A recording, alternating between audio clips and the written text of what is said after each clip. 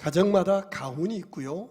한때 그 가훈을 크게 써서 집안 잘 보이는 곳에 걸어놓는 그런 바람이 일어났던 때가 있어요. 심지어는 지하철역 같은 곳에서 재능기부라고 그러죠. 붓글씨를 잘 쓰시는 어르신들이 무료로 가훈을 크게 써서 나누어주는 그런 바람이 있던 때가 있었어요. 여러분 가정의 가훈은 무엇인가요? 어떤 가정에 갔더니 가훈이 쓰여 있는데 이런들 어떠하리 저런들 어떠하리 라고 쓰여 있더라고요. 굉장히 가슴에 와닿았어요. 그리고 그 가정들을 쭉 보았더니 참 가족 간에 물 흐르는 것처럼 뭐 이래도 좋고 저래도 좋고 아주 평온하고 자유로운 그런 가정 분위기를 이루는 것을 보았어요. 한 가지 더 질문 드립니다. 여러분은 여러분의 부모님으로부터 무엇을 물려받으셨으며 어떤 가치관을 계승받으셨습니까?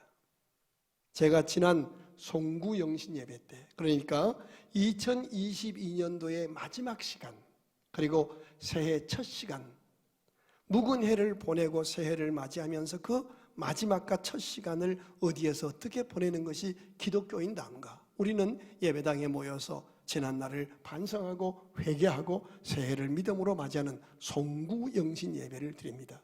그때 제가 설교 때 잠깐 언급을 했었어요. 부모가 자녀를 위한 역할이 있는데 부모의 역할 가운데 가장 중요한 핵심 역할이 두 가지다. 첫째는 뿌리를 찾아주고 그 뿌리를 잘 지키도록 하는 것이고, 둘째는 그 자녀가 날개를 활짝 펼쳐서 날아오를 수 있도록 부모가 울타리가 되어주고 격려하고 축복하는 일이다 라고 말씀드렸습니다. 여러분의 인생의 뿌리가 무엇인가요? 목사님, 저는 무슨 예컨대 광산 김씨 몇 대 손입니다 라고 자신의 뿌리를 얘기할 거예요. 그것도 나름 뿌리라 할 수 있습니다. 그러나 한 번 더 생각해 보면 그럼 몇 대 그 위로 계속 올라가면 근원적인 뿌리가 있을 거 아니에요. 그렇습니다. 우리 삶의 진정한 뿌리는 세계에서 가장 많이 읽히는 책인 성경에서는 이렇게 선언해 주고 있습니다. 로마서 11장 36절을 같이 읽겠습니다. 이는 만물이 주에게서 하나님에게서 나오고 그분으로 말미암고 만물이 그분에게로 돌아갑니다. 그에게 영광이 세세에 있을지어다. 아멘. 우리가 읽은 본문 창세기는 세상이 어떻게 시작되었는지, 그리고 인간이 어떻게 창조되었으며 최초의 인간을 지으시고 하나님께서 보실 때에 심히 좋았더라라고 하심으로 우리 각 사람 한 사람이 하나님 앞에 얼마나 존귀한 존재인지를 분명하게 알려주고 있습니다. 그럼에도 불구하고 죄된 인간들이 서로 도토리 키재기하고 서로 자기에게 유리한 기준을 만들어서 그 기준으로 사람을 평가하고 줄을 세우고 정죄하고 심지어는 인권을 유린하기도 하는 그런 모습으로 죄성이 드러납니다. 그렇게 인생의 참 뿌리를 알지 못하고 내 인생의 뿌리가 창조주 하나님께 있음을 인정하지 않으므로 뿌리를 잃어버렸으니 그 다음에 그의 삶이 이 땅에 사는 동안 자기가 어떻게 날아올라야 할지, 자기를 향한 이 땅의 생명으로 태어나게 한 자기를 향한 조물주의 하나님의 뜻이 무엇인지, 자기에게만 준 재능이나 자기만 받아 누릴 수 있는 분복이 무엇인지, 그리고 그 재능과 복을 가지고 이 땅에 사는 동안 자신에게 주어진 시간 동안 무엇을 감당하며 살아야 할지, 이것을 알지 못한 채 세상의 흐름을 따라 허덕거리며 살다가 어디로 가는지도 모르고 돌아가신 다음에 그저 좋은 데로 가이소, 이렇게 어디서 와서 어디로 가서 갈 것인지도 모르고 인생의 뿌리를 잃어버리고 날개 한번 펼쳐보지 못하고 살다가 그렇게 사라져가는 인생의 어리석음과 허무함을 뼈에 저리도록 잘 알게 해주는 책이 성경입니다. 하나님을 잃어버리고 인생의 뿌리가 뭔지를 알지 못하고 살아간 사람들, 인생의 뿌리를 돈에 둔 사람은 사업에 실패하면 스스로 실패자라고 좌절합니다. 인생의 뿌리를 가문의 영광에 둔 사람은 그 가문이 몰락하면 그냥 같이 무너집니다. 인생의 뿌리를 육체의 건강에 둔 사람은 나이 많아 늙어 병들면 스스로 좌절합니다. 아닙니다. 우리의 뿌리는 하나님께 있습니다. 때문에 우리는 실패할 수 있으나 실패자가 아닙니다.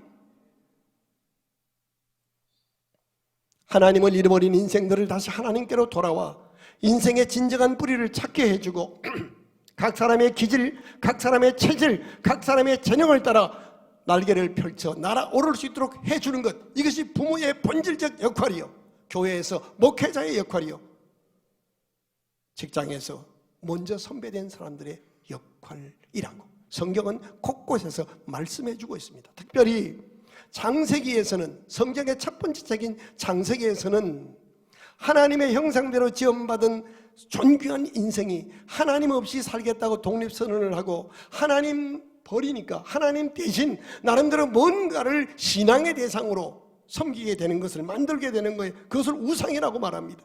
그것을 만들어 섬기며 살고 있던 아브라함이라는 사람을 택하셔서 그 아들 이삭, 그 손주 야곱, 그 손주 요셉, 내 가정 속에, 그 가정 속에서 일어나는, 저와 여러분의 가정 속에 일어나는 일상적인 그 많은 희비애락의 상황 속에서 인간이 얼마나 상황만 주어지면 인생의 뿌리이신 하나님을 잃어버릴 수 있는지, 그리고 그 뿌리이신 하나님을 부정했을 때 무엇으로 하나님 대신 그 자리를 대신하려고 하는지, 하나님 없는 삶의 인생의 허무함과 끝이 어떠한지를 잘 보여주면서 그렇게 하나님을 잃어버린 그들을 어떻게 하나님께로 돌아와 진정한 뿌리를 찾아 하나님과 화목하고 하나님의 은혜 가운데 만난 사람들과 화목하며 복되게 살아서 하나님 보시기에 심히 아름답고 존귀한 삶을 살 수 있는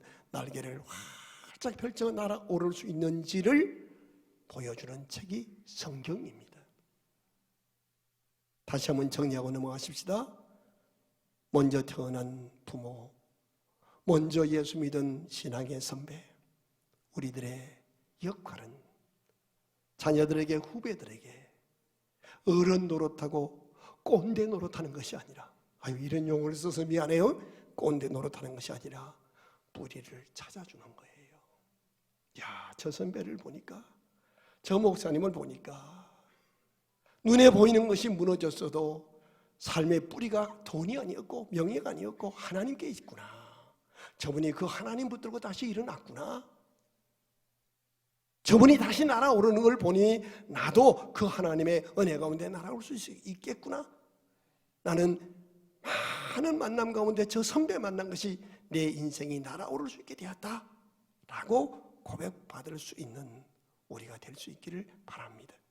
본문을 통하여 우리가 가슴으로 느끼고 일어나야 할 첫 번째, 하나님 없던 삶, 하나님 없는 삶, 인생의 뿌리를 바로 알지 못하고 살아왔던 삶에서 인생의 뿌리를 찾고 그 하나님의 약속 붙들고 일어나는 삶이 되기를 주의 이름으로 축복합니다. 오늘 본문에 나타난 주인공의 이름은 아브라함이라는 사람입니다. 아브람, 그 뜻은요 자상한 아버지라는 의미로 현대적으로 해석할 수 있어요. 이 아브라함이 어떤 사람이에요? 그의 출생지, 그의 본적, 그의 고향이 어딘지 아시는 분 계세요? 자, 사도행전 7장 2절을 같이 읽어보십시다. 시작. 스데반이 이르되 여러분 부형들이여 들어서서 우리 조상 아브라함이 어디에 있기 전에, 하란이라는 도시에 있기 전에, 원래 어디 출신이라는 거예요?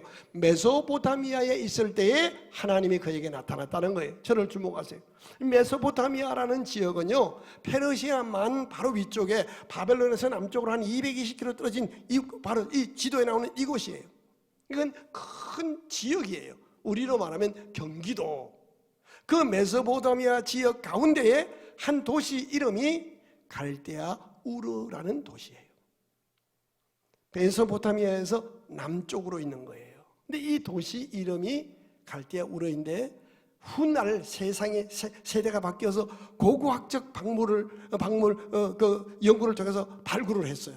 그래 보았더니 당대에서는 그 갈대우르가 최신의 수학적 도서관들, 사전들, 교육용 서적들이 꽉 차있던 문화와 교육의 도시로서 가장 세련된 건물과 주택들을 보유했던 도시임을 알게 됐어요. 자, 그렇게 공부 많이 하고 수학, 과학, 그 시대에 아주 세련된 집들을 많이 지었어요. 그런데 종교적으로는 그렇게 과학이 발달됐으면 아주 합리적으로 살아야 되는데 우르, 달이라는 달신을 섬기는, 고고학적으로 이렇게 발굴해 보니까 집집마다 또 도시에 큰 보름달 모양의 형상을 만들어 놓고 달을 섬기는, 그래서 달신, 이 신의 이름을, 도시 이름을 거기서 네이밍해서 우르라고 지은 거예요. 그러니까 얼마나 우상을 섬기는 도시인지. 여러분, 지금 과학 시대잖아요. 핸드폰 없는 사람 없잖아요. 무슨 얘기하면 바로 검색이 가능하잖아. 이런 시대에 살면서 여러분 어느 식당 가보면 그 식당 들어가는 문설주에 뭐가 있어요? 명태에다가 실을 감아서 올려 있잖아요. 그죠? 그거는 끓여서 먹으면 좋은 거를 붙어 있잖아요. 또 이렇게 보면은 막 무슨 의미인지도 모르는데 빨간 글씨로 한글도 아닌 것이, 영어도 아닌 것이, 한자도 아닌 것이, 그 작성한 사람만 아는 희한한 부적을 써서 막 곳곳에 붙여서 이렇게 보기만 해도 혼란스러운 거 많잖아요. 이 갈대우르가 그랬어요.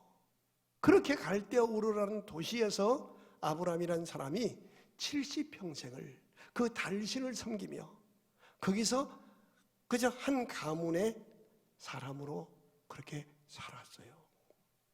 그러니까 하나님 없이도, 인생의 뿌리 없이도 달을 보고 인생의 달을 만드신 하나님을 섬기기가 아니라 달 보고 섬겼던 그 사람이 어느 날 전도를 받아서 그가 신앙생활을 시작한 것이 오늘 본문의 시작이에요. 나이 70세 거의 되어서 늦깎이로, 우리식으로 표현하면 누구의 전도를 받고 하나님 앞에 나온 거예요. 자, 사도행전 7장 여호수아 24장 2절 3절 같이 읽겠습니다. 시작. 여호수아가 모든 백성에게 이르되 이스라엘의 하나님 여호와께서 이같이 말씀하시기를 옛적에 너희 조상들 곧 아브라함의 아버지 나홀의 아버지 데라가 강 저쪽에 거주하며 뭘 섬겼으니? 다른 신을 섬겼을 때에 하나님이 그를 불러서 내가 너희 조상 아브라함을 강 저쪽에서 이끌어내어 가나안 온 땅을 두루 행하게 하고 그의 씨를 번성하게 하려고 그에게 이삭을 주었으며. 그래요. 하나님이 그렇게 우상 섬기며 살던 아브라함에게 나타나셔서 하신 약속이 뭐예요? 사도행전 7장 다시 한번 보십시다. 7장 2절 3절 시작. 스데반이 이르되 여러분 부형들이여 들어서서 우리 조상 아브라함이 하란에 있기 전에 메소포타미아에 있을 때 영광의 하나님이 그에게 보여 이르시되 내 고향과 친척을 떠나 내가 내게 보일 땅으로 가라 하시니. 자, 고향과 친척을 떠나라는 거예요. 땅은 문화잖아요. 삶의 터전이에요. 그러니까 뭐 다 고향을 떠나 이사가라는 그런 육신적 이동을 의미하는 것이 아니라, 아브라함아, 이제까지는 너의 인생의 뿌리를 누구의 몇 대 후손이요, 어느 도시 출신이고 어느 학교 나왔고 직업이 뭐였고 라는 눈에 보이는 것을 인생의 뿌리인 줄 알고 살아왔으나 그게 너의 진정한 뿌리가 아니라 그것을 너에게 허락한 창조주 하나님이 너의 인생의 뿌리입니다. 그러니까 네가 어느 도시에 가서도 그 하나님의 뿌리로 삼고 살면 너는 복된 삶을 살 수 있어. 다시 말하면 눈에 보였던 경제에 무너져서 실패했어도 실패자 아닙니다. 뿌리이신 하나님 붙들고 일어나면 되는 겁니다. 두 번째 일어서야 할 것입니다. 아브라함이라는 사람이 하나님의 부름을 처음 받은 곳은 갈대아 우르였습니다. 그래서 이제 갈대아 우르에서 하나님이 가라 하니까 고향을 떠나갑니다. 그런데 재미난 것은 전도를 받은 것은 아브라함인데 떠나는 모습을 보았더니 그 아버지까지 온 가족들이 함께 떠나는 거예요. 그러니까 아마 가족회의를 해서 결정한 것 같아요. 자, 사도행전 7장 3절 4절 같이 읽어봐요. 시작. 이르시되 내 고향과 친척을 떠나 내가 너희에게 보일 땅으로 가라 하시니 아브라함이 갈대아 사람의 땅을 떠나 하란에 거하다가 그의 아버지가 죽음에 하나님이 거기서 그를 너희 지금 사는 이 땅으로 옮기셨느니라. 그러니까 전도는 아브라함이 바라는데 교회에 나온 거는 아버지까지 같이 나온 거예요. 이것을 창세기 11장 31절을 보면 정확하게 표현해 주고 있어요. 같이 읽어요. 시작. 데라. 데라는 누구죠? 아브라함의 아버지예요. 전도는 아브라함이 바라는데 고향을 떠나오는 것을 누가 주도하는가 하면 같이 읽어요. 시작. 데라가 그 아들 아브라함과 하란의 아들인 그의 손자 롯과 그의 며느리 아브라함의 아내 사레를 데리고 갈대아인의 우르를 떠나 가나안 땅으로 가고자 하더니 하란에 이르서 거기 거류하였으며. 저를 주목하세요. 누가 인도한 거예요? 아브라함의 아버지 데라가 인도한 거예요. 그 아버지 데라가 온 가족을 이끌고 신앙생활을 시작했어요. 그런데 하나님이 가라 한 곳은 가나안이란 지역에, 우리로 말하면 광주에서 불러내서 너 이제 서울 한남동으로 가라 했는데 가족들을 데리고 광주는 떠났는데 10년 지나서 보니까 한남동에 안 가 있고 은곡에 가 있더라는 거예요. 이게 바로 하란이에요. 이 하란은 아브라함의 이름이 알려져 있고 아브라함은 다 안면이 있는, 하나님 믿지만 하나님 없이도 도움을 받고 살 수 있는 본토 친척의 맨 마지막 경계선이 하나님인 거예요. 여기서 뭉개고 있다가 10여 년을 그렇게 살다가 아버지 데라가 죽은 거예요. 우리 식으로 표현하면 하나님의 부르심을 입었어요. 온 가족을 이끌고 교회에 출석합니다. 그런데 그 신앙은 하나님이 원하시는 단계의 신앙은 아니라는 거예요. 제대로 신앙의 뿌리를 찾은 것이 아니라는 거예요. 뭐 달신을 섬기는 거나 교회 나가는 거나 절에 나가나 천주교 나가나 뭐 신앙 뭐 한 가지 다 감사하고 성심으로 섬기면 되는 거 아닌가? 라는 단계에 머물러 있는 거예요. 존경의 대상과 신앙의 대상도 구분하지 못한 것이 바로 하란 땅의 신앙이라는 거예요. 12장 4절을 보십시오. 창세기 12장 4절.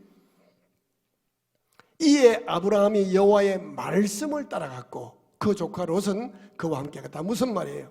그동안은 믿는다 하면서도 하나님의 말씀을 믿고 간 것이 아니라 예배당에 나오면 말씀도 믿고 좋은 말씀도 듣고 세상에 나가면 다시 세상 의지하고 사는 그런, 현실적으로 의지할 만한 것도 믿고 하나님도 의지하는 그런 신앙이었다는 거예요.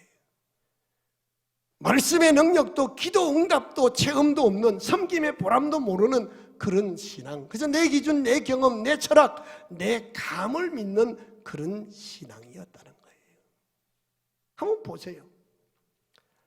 아브라함이 자기 아들 그 데라가 하란에 머물면서 자기 아들, 자기 며느리가 생리가 끊어지고 아이를 못 가져요. 근데 성경을 아무리 읽어봐도 그 시아버지인 데라가 며느리를 위해서 기도했다는 구절이 한 구절도 없어요. 교회는 나와요. 그런데 자기 며느리가 어려운 일을 만났는데 그 시아버지 된 사람이 아가, 이 시아버지가 너를 위해 기도했다, 이런 말을 못해, 부끄러워서. 기도를 해준 적이 없어. 그러니까 겉으로만 교회 다니지 그의 믿음은 아직 세상적 방법에 있는 거예요. 근데 오늘 본문에 보니까 그렇게 하란 신앙에서 일어나게 하셔서, 잠자는 신앙에서 일어나게 하셔서 12장 4절에 이에 아브라함이 하나님의 말씀을 잡고 갔더라 그러는 거예요. 첫째, 하나님 없는 인생의 뿌리를 몰랐던 삶에서 일어나시고, 둘째, 잠자던 신앙에서 일어나셔서 이제 하나님의 말씀 붙잡고 기도하여 응답받고 말씀대로 성취해 주시는 살아계신 하나님을 생활 속에 체험함으로 누구 앞에도 기죽지 않고 누구 앞에도 교만하지 않고 당당하게 쓰임받는 존귀한 복 있는 삶이 되시기를 주의 이름으로 축원합니다. 자, 그런데 아브라함의 아버지 데라가 가족들을 이끌고 가나안으로 딱 말씀 따라갔으면 얼마나 좋아요. 그런데 하란에서 10년을 뭉갰잖아요. 그 아버지가 뭉개는 동안에 그 자식들과 식솔들은 아버지 신앙 멈추는 바람에 아버지 때문에 10년 동안을 신앙도 아닌 것이 신앙 아닌 것도 아닌 것이 10년 동안을 의미 없는 신앙생활로 받아 누려야 할 축복을 10년 동안 놓쳤던 거예요. 그렇습니다. 한 교회 목사가 머물러 서면 이만하면 됐다라고 머물러 서는 순간 그 교회 교인들이 받아 누려야 할 축복은 연기되는 거예요. 이게 목회하면서 두려워요. 제가 한 교회를 목회하면서 저도 철없이 목회를 했어요. 이제 40여 년이 돼가니까 내가 어느 날 이 교회를 떠나더라도 우리 교회 장로님들이 교회를 잘 지키고 어떤 젊은 목사가 오더라도 교회가 흔들리지 않고 권사님들이 교회를 잘 지켜서 정말 시대적인 존경받는 교회로 이끌어갈 수 있도록 내가 사람들을 세웠고 나와 함께 동역하는 부목사들을 정말 귀하게 이 사람들은 언제 어느 교회에 가더라도 존경받는 목회자로 내가 세우는 본질적 날개를 달아주는 목회를 내가 했는가라는 두려움이 앞서서 제 남은 기간 동안에 교인 숫자가 중요한 게 아니라 이 교회에 출입한 사람 한 사람이라도 포기하지 않고 뿌리를 찾아주고 날개를 달아주고 부목사님들에게 장로님들에게 날개를 달아주고 참 진정한 목사였다. 요 소식, 요 소리 듣고 물러가는 게 제 꿈이에요. 저한테 비전을 물으면 다른 비전 없어요. 우리 목사님 진짜 목사님이었다. 이게 제 꿈이에요. 두려워요. 우리 교회에 등록한 교인이 18,000여 명 돼요. 그런데 그 18,000명 중에는 1년에 한 번 나오는 분 계신 거 아세요? 3년에 한 번 나옵니다. 자, 그러면 그분이 아내의 권유에 따라 누구의 친구의 전도를 받고 교회 나올 때 얼마나 망설이고 그러다가 수줍어서요. 맨정신에 나오는 분은 그래도 은혜 위에 은혜입니다. 맨정신에 나오기가 어색해서 한 장 걸치고 따라 나오거든요. 그래서 수줍게 왔는데 뭐 카드 주면서 적으라는 거예요. 그러니까 이게 뭔지도 모르고 적어낸 거예요. 그럼 교회에서는 그분을 이제 우리 교인으로 등록시킨 거예요. 근데 그 다음날 갔더니 우리끼리 얘기입니다. 여러분 친구가 막 잔소리하면 뭐라 그래요? 야, 너 나한테 지금 설교하니? 보통 세상 사람은 설교라는 데 대한 이미지가 길고 지루한 잔소리를 설교로 알아요. 예배당에 따라 나왔더니 도무지 알아듣지 못하는 이상한 얘기를 하는데 짧지도 않아. 소리 바락바락 지르다가 좀 잘라 그러면 또 소리 질러 깨우고 간신히 견뎠더니 매미채 돌리면서 또 돈 내라는 거야. 가만히 봤더니 마누라가 나한테 용돈 안 주는데 막 봉투에 담아 헌금을 내네. 열받는 거야. 내가 여기 따라 나왔다간 쪽박 차겠다. 그래서 안 나와요. 자, 그러면 그분이 1년에 한 번 나온다고 이제 내가 행정목사님, 교구목사님에게 야, 교직부에서 빼버려 그럽니까? 아닙니다. 교인이 등록한 숫자가 많다는 것은 뻥튀겨서 우리 교인 많다는 자랑하려고 하는 게 아니에요. 아버지의 심정으로, 하나님의 심정으로 한 번이라도 나와 등록한 사람은 어떻게 하든지 내가 재임하는 기간 동안에 뿌리를 찾아주고 그들이 하란 신앙에서 말씀 신앙으로, 기도 응답의 신앙으로, 섬기는 신앙으로 날개를 펼칠 수 있도록 하기 위해서 1년이고 2년이고 10년이고 20년이고 기다리고 찾아가서 마침내 날아오르게 하는 것이 나는 바른 목사라고 생각합니다.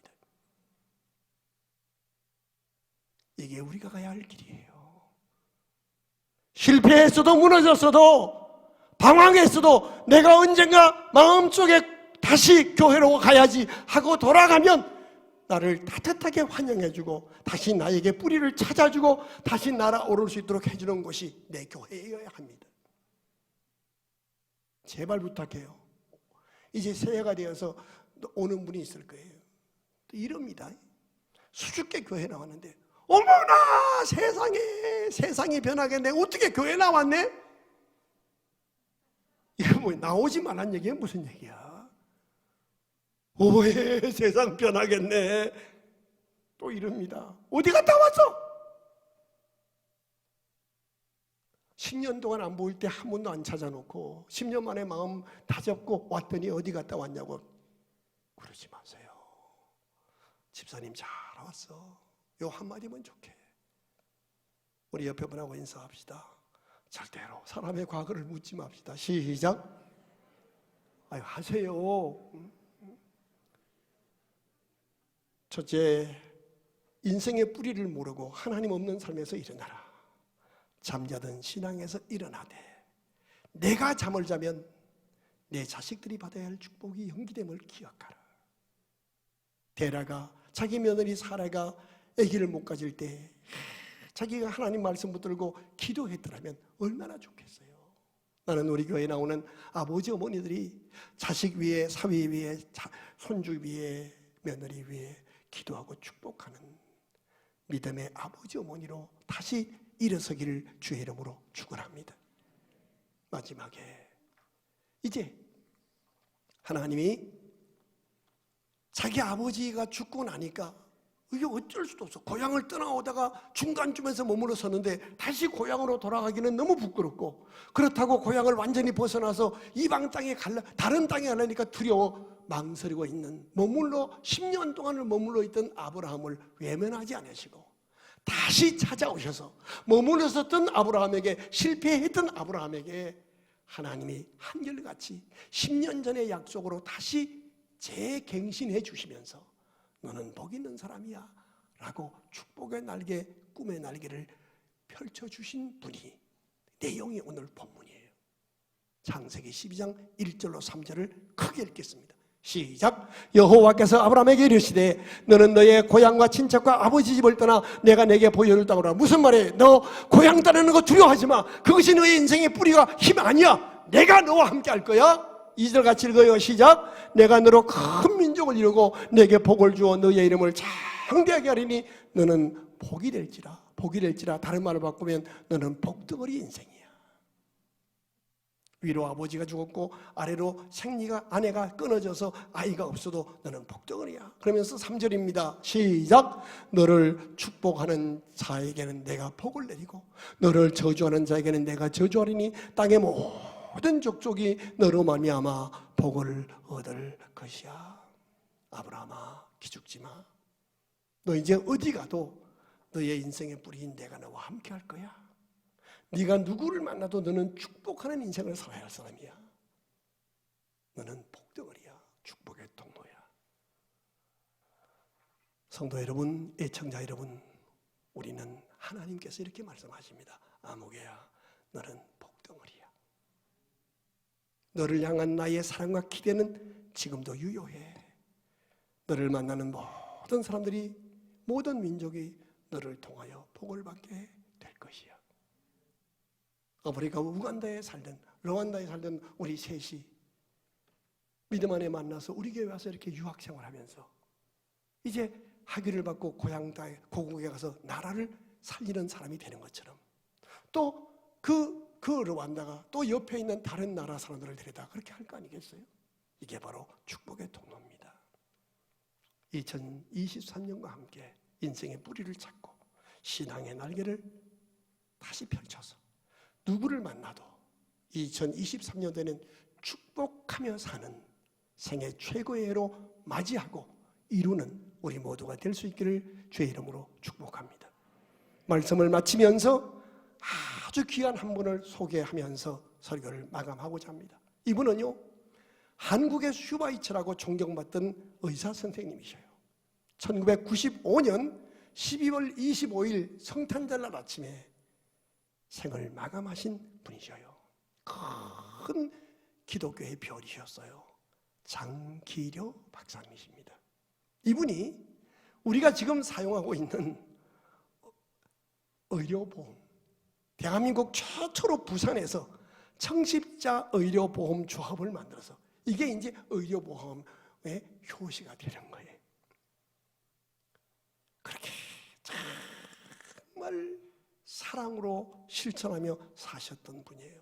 이분이 6.25 때 이북에 계셨던 분인데, 아들 가용이라는 이름을 가진 아들 하나 데리고 가족들에게 여보 전쟁이 났으니 내가 한 달만 피난 갔다 올게 하고 내려왔는데 돌아가실 때까지 통일이 안 돼서 못 가신 거예요.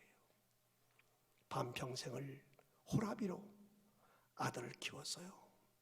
그 아들이, 이 호라비 아버지가 키운 아들이 서울대학교 의과대학의 장가용 교수님이세요. 평생을 그렇게 섬기셨어요. 내가 이분이 돌아가셨을 때 여기서 목회할 때거든요. 장례식에 갔다 왔어요. 정말 한국의 슈바이처예요. 근데 너무 놀라운 사실은 그분의 묘비예요. 비석을 자녀와 이분을 통해서 전도받았던 의학 박사들이 만든 비석에 보세요. 주님을 섬기다 가신 분이 여기에 잠들다. 주님을 섬기다 가신 분이 여기에 잠들다. 그런데요, 돌아가시고 난 다음에 너무 감동을 받았어요. 이 장기려 박사님을 통해서 인생의 뿌리를 찾아서 구원받게 된 의학 박사가 87명이에요. 무려 87명의 의학 박사들이 장기려 교수님을 통해서 예수님 믿게 되었고 인생의 뿌리를 찾았고 그들이 장기려 박사님의 그 아름다운 삶의 날개를 개성받아서 각 도시에서 그렇게 섬기게 된 거예요. 이제 저와 여러분의 차례입니다. 가진 것이 없어도 배운 것이 없어도 하나님이 우리 인생의 뿌림을 믿고 그 말씀을 따라 일어나서 기도하고 다시 도전하며 축복하며 살 때 우리 후손과 우리가 축복하는 나라와 민족과 도시가 하나님의 은혜로 살아날 줄로 믿으시고 2023년도 누구를 만나도 축복하며 사는 우리 모두가 되시기를 주의 이름으로 축원합니다.